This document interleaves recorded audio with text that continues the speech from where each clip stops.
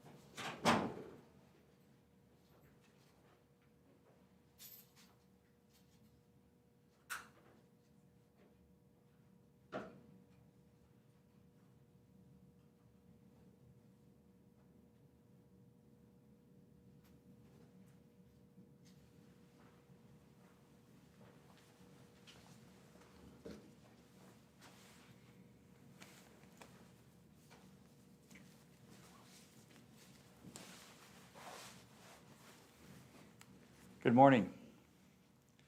Our fight against COVID-19 pandemic was presented with two new challenges last week. The emergence of a menacing new variant on the other side of the globe and an uninformed court decision in another part of the state. Although both challenges emerged outside of St. Louis County, we'll feel their impact here for sure. First, the Omicron variant. As many of us were recovering from our Thanksgiving dinner, our public health experts were working through the weekend to monitor a new variant of this virus called Omicron. At this time, we have no evidence that the new variant is in St. Louis County, but just like our experience with the Delta variant, our public health experts believe that it's only a matter of time. The threat of the Omicron variant is just one of the many reasons why it's simply too early to weaken the mitigation measures that have helped to limit the spread of COVID so far. We've been consistent for over a year now. Wearing masks is one of the most important things you can do to protect yourself, your family, and your neighbors from COVID-19. That was true a year ago, and it's true now. And it will be true a month from now, regardless of the politics of the moment. What has been inconsistent over the last year is what we're expected to do legally in order to implement strong mask policies. Radical ideologues, many of whom still don't think COVID is real, have moved the goalposts so many times I've lost count. For over a year, but notably before he was running for the United States Senate, the Attorney General was just fine with our mask mandate. In fact, he hardly said a word about it. He was so silent about mask mandates that one could even say he supported masks. That is, before he was against them.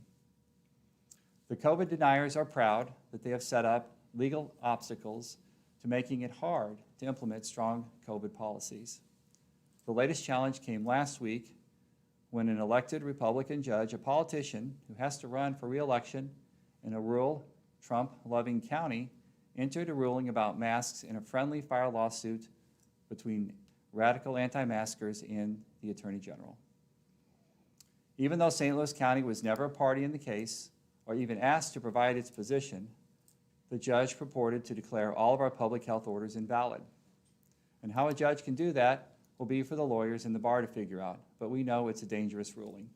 We know it undermines our strong COVID policies, and we're starting to understand how it may impact our other public health policies. Apparently, in that judge's view of the world, our Department of Public Health should not be allowed to investigate dog bites, close a restaurant to prevent a hepatitis A outbreak, control the spread of tuberculosis, or take actions to limit the spread of sexually transmitted infections. And this kind of government-free world may be the kind of world COVID deniers want to impose upon us, but it's not the kind of world that St. Louis County wants to live in. Hopefully the courts will sort this nonsense out, but until they do, we must confront this new obstacle like we've confronted all others. As Robert Frost taught us, the only way out is through. So now the issue will return to the County Council. This weekend, I spoke to Chairwoman Days and several other council members. I believe they will continue to do what is needed to implement a strong mask policy for all of St. Louis County. More important than that, I hope that the people of St. Louis County will not get distracted by the legal wrangling and political posturing and not lose sight of the fact that masks save lives and wearing a mask and getting vaccinated are the best ways to protect them, their family, and their neighbors from COVID-19. Thank you, and I'd be glad to answer any questions. Could you tell us where we do stand when it comes to wearing a mask? Is it required here in the county now, or is it not? We still have a mask order in St. Louis County. We'll be back in court tomorrow. But so far, nothing's changed. The attorneys will sort out the meaning of the court ruling from outstate Missouri and its impact here on our case before a circuit judge here in St. Louis County. What's the county doing to enforce this? Because it seems like you go a lot of places and people are just maskless, and it seems like there are no consequences following the push for people to wear them. Yeah, so questions regarding enforcement have persisted, and I appreciate that. St. Louis County has never been in the position to enforce masks, but having a mandate in place allows businesses to post signs and protect their employees and their patrons who want to get out in our community and try and get as close back to normal as possible. What action are you expecting the county council to take on the matter? We'll present them with the opportunity to vote to support a mask mandate, and we believe that that's the path forward. A mask order similar to what we've had in the past. That's the pathway we'll take, and we're currently working on that language. Do you expect that vote Tuesday at the next council meeting? Yeah, I expect it to be before them on Tuesday, and I really don't have any indication that the council will change their position on masks. I expect that to continue, especially in the presence of a rising positivity rate in St. Louis County, a rising case rate, and now a new variant that's got everyone in the world watching very closely. Does St. Louis County know what percentage of the RAM settlement it's going to get yet? So the question is about the RAM settlement, and that's part of the conversation we'll be having over the next month. We've got a month or so to work out those details. The settlement's not quite a week old, and a lot of that week was a long holiday weekend, so we'll work through those details. What would you say that St. Louis County doesn't deserve a third because they didn't participate in the Riverfront Stadium proposal? I'm not prepared today to talk about how it would be divided. We'll wait and get direction and guidance from our attorneys. I expect there'll be a lot of statements made, mostly about how the fund should be spent. And I think we first ought to stop and thank and recognize the work of our county councilor, Beth Orwick. She did a great job representing the county's position, helping to lead our legal response, working closely with our outside lawyers. And everyone in our county and our region should be proud of the work of our legal team. Have you put any thoughts about where you would want that money to be spent, or is that going to be a county council discussion since they would also have to ratify that? Yeah, so the question is about how we might spend RAM settlement funds. And first I would stop and say the settlement's a few days old. We still have some discussions about how that will be divided amongst all the plaintiffs. We'll work through that with the attorneys. And we'll listen very closely to what everyone has to say. Everyone in our community, most everyone, has an opinion over the weekend about how these funds should be spent, and I respect that. This is a big decision and a big development. It's something we've been working on for 5 years. My goal will be to spend the funds in a way that makes a meaningful difference in the lives of folks in St. Louis County, and we'll be listening to what everyone has to say over the coming weeks. And absolutely, the county council will have a lot to say about this. We'll be talking to them as well. Will that money come in time to reconfigure into the budget plans for the next year, or will that have to be a separate pot? Well, we don't have funds yet, but certainly we know that we expect these funds to arrive. We don't know how much we'll be getting. So it's hard to budget for something that you don't have or you don't know what it will be. But it certainly does, help us feel a little better about the prospects moving forward. I think the budget will be stable in the coming years because of the stimulus funds, because of the opportunity to have access to the Wayfair tax, and because we've been very cautious over the past year in the wake of COVID in our spending patterns. So I hope that what funds we receive, we'll be able to use to make a positive difference in the lives of St. Louis County, and we won't need to use them to stabilize the budget. I think the budget will be stable with the existing revenue streams. You have, you mentioned everyone has an opinion on what to do with the money. Do you sense that there will be an increased attention amount paid to where this money goes? And is it an opportunity to show that it can be used? There's a lot of, predictions that will be fought over that people will get tied up in the political arguments. Do you think it's a chance to prove that speculation wrong?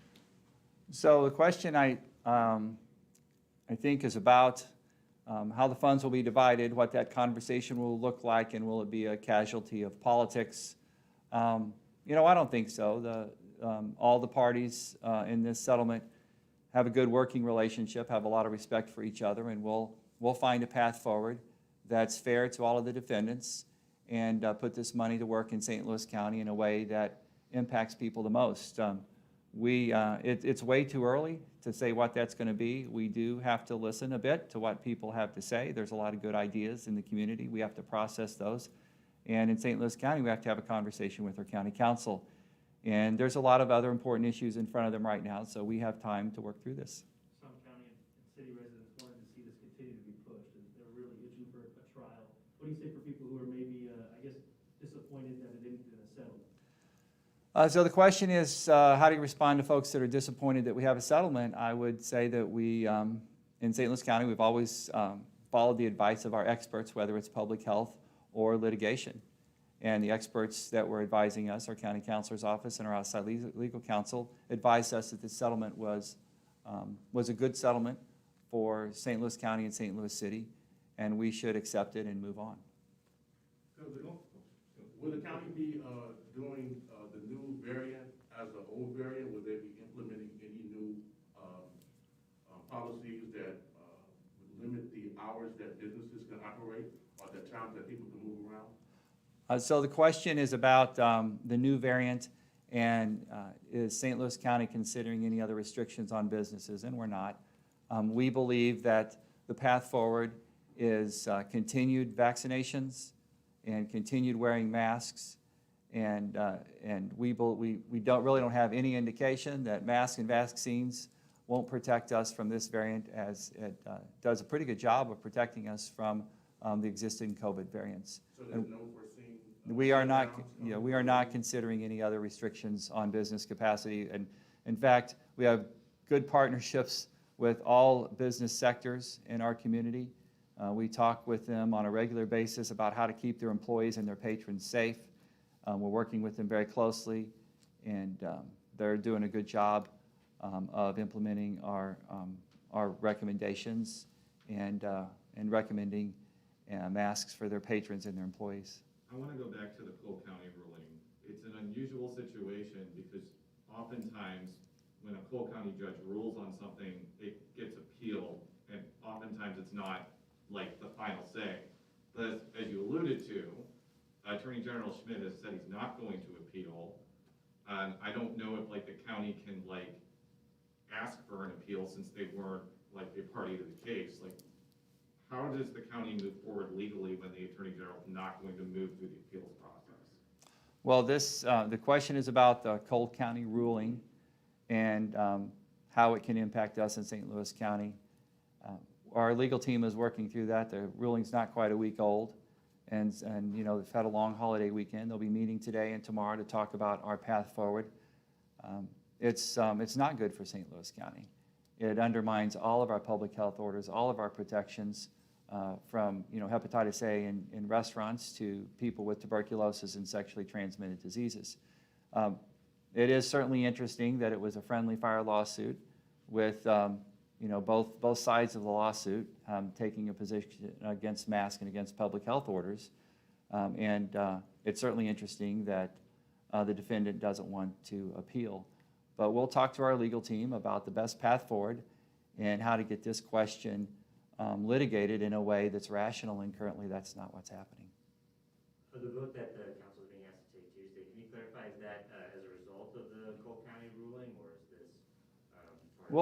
We'll have more about that in the next day or so. Our health department is processing that question. Our legal team is processing that question. I can tell you that I would expect that the county council wouldn't change its position. They'll find a way to express their support for continued masks in St. Louis County because it's the right thing to do in the presence of increasing cases, increasing positivity rate, and now a new variant that we're all going to be watching very closely over the coming weeks.